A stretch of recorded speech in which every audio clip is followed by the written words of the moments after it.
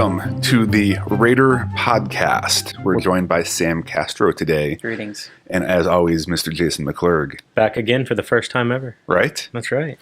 Today we're going to discuss HTTPS and what that means. And I'm sure you've seen that in browsers before, up at the top. But first, HTTP, Hypertext Transfer Protocol, the foundation of data communication for the World Wide Web. So it was developed it started in 89. It was finalized in 97. To think that we've only had websites for 20 years is kind of bizarre. There was a new standard that came out in 2015. Basically, it's a request response protocol. So you put in RadarSolutions.com in your browser, and it sends out a request to the internet and says, hey, I want to see this website. The request eventually makes it to the web server. The web server says, all right, hey, here's the code. It shoots it back to your computer. The browser takes that code, interprets it, and you get to see the web page. But like most early protocols of the internet, such as email, it was made to be easy and not secure. So it's pretty easy to eavesdrop, to manipulate, to record that stuff. Thus, HTTPS. What does HTTPS stand for, Mr. McClurg? Hypertext Transfer Protocol over TLS. Over TLS? SSL, so it basically means secure. S for secure, right? That's right. And what is it, Sam? It is a secure way to send information with the HTTP protocol. So your information over the normal protocol without the S is sent in plain text. It means you can just read it. It's plain. Anybody can look at it, see, oh yeah, that's Jason McClurg's email to Jason Sikora. Yep. But with the S, with the security, the TLS, the SSL, whatever you want to say, through the magic of math, it is scrambled up and then communicated to the other endpoint, where it is descrambled and presented to you as a readable email. Nice. So it's encrypted, basically. That's the idea. Encryption is cryptography through the magic of math. And of course, I believe this was started for payment transactions, so that people couldn't eavesdrop on your grab your credit card. I mean, we want that kind of stuff encrypted. Yeah. But we're seeing it more and more. All right, a few things. What does it not protect against, though? There's a few things here. So it does not protect against the eavesdropping of your IP address. Yep. The port number you're communicating on, so whatever protocol you're using, SSL, it's going to be port SSH. It's going to be port 443 if you're doing over the web, or SSH will be what, 20? TCP port, whatever you're using.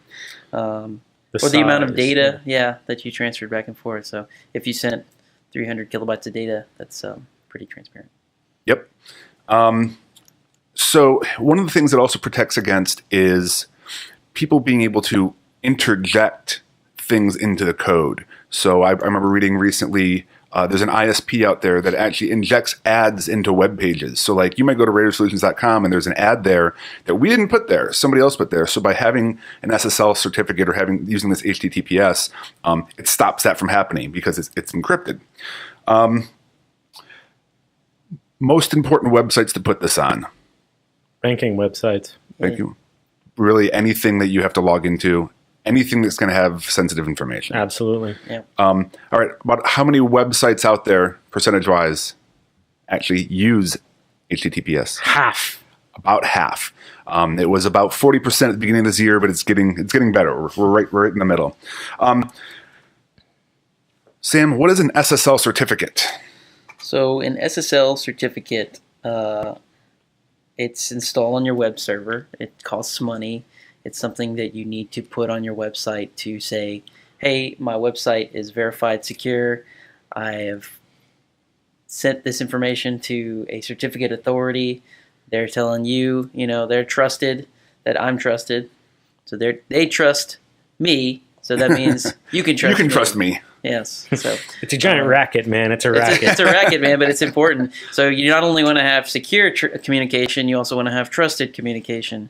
You want to trust that the people you're communicating with are keeping your interests. Well, and who they say they are, actually. Yeah, they are those people. Well, and that certificate also creates the key that encrypts and decrypts the data.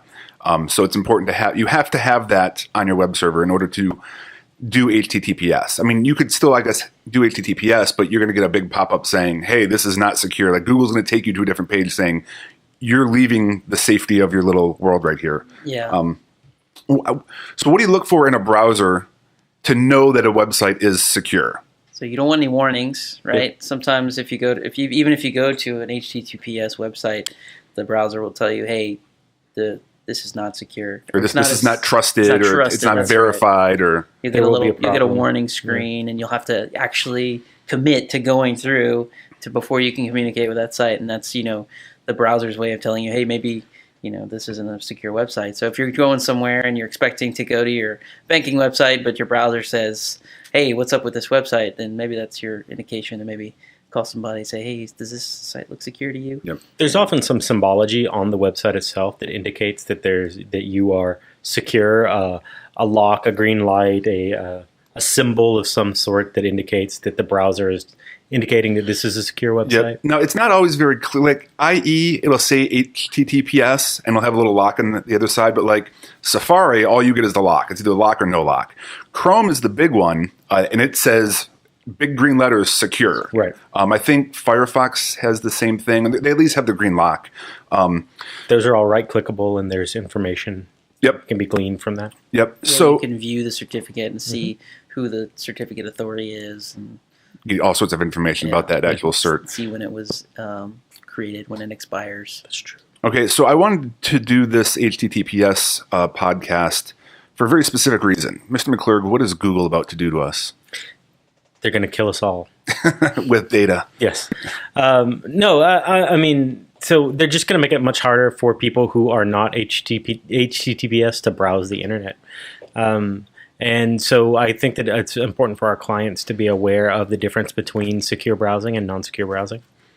Yeah, so what's going to happen is any website that doesn't have an SSL cert, it's going to explicitly say in the browser bar, not secure in red letters. I think they did this once and they reverted it. But they're going to push forward. They're basically saying now, if it's not a secure connection, we're going to tell you it's not secure. Will they allow you to browse to the website? They will allow you to browse, but like previously, we'll get phone calls from our clients saying, hey, the web server is not secure. Well, the web server is secure. It's that communication that anybody can eavesdrop. Do you have to have an SSL cert? There's varying arguments on that. Yeah. I mean, if you talk to some of the guys here in the office, yes, there's no reason not to have it on every single website. Absolutely. But for some marketing websites, do you really need it? Maybe, maybe not. We'll leave that up to, a phone call with the client. And I think that on the whole, like for most of our clients, that's not information that is really germane to their everyday business. The big question is, like, whenever you're clicking through the advanced options, which you'll probably have to click through to get to these websites that aren't secure, are you doing the right thing?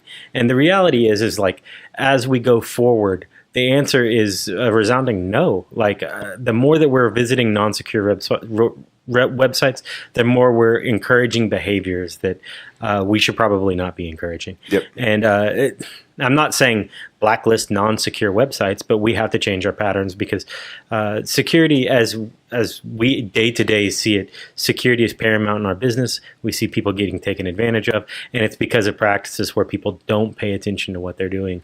And I think that HTTPS and ensuring that you're visiting safe websites is probably a great foundation. Yep, agreed.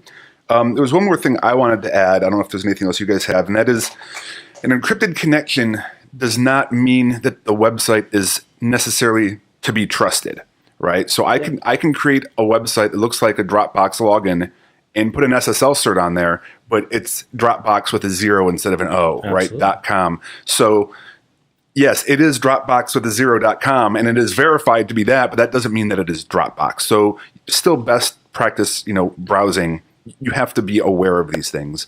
So just because it's SSL doesn't mean you can trust it, but it does mean that the communication is encrypted between you and that server, even if it's doing malicious stuff. Maybe you got an email from what looked like your contact, and it says, "Hey, click my link," and it's actually been modified to look like go to a different website and it's trying to phish you. So vigilance is always required. Yep. And people will spend a little bit of money to get a lot of your money. Yes, we've seen it happen. Yeah. Anything else, guys? No. Browse the web safely. Yeah. Yep, and call us if you have any questions. That's exactly right. Protect before they attack. Awesome. Thanks, guys. Thanks. Bye.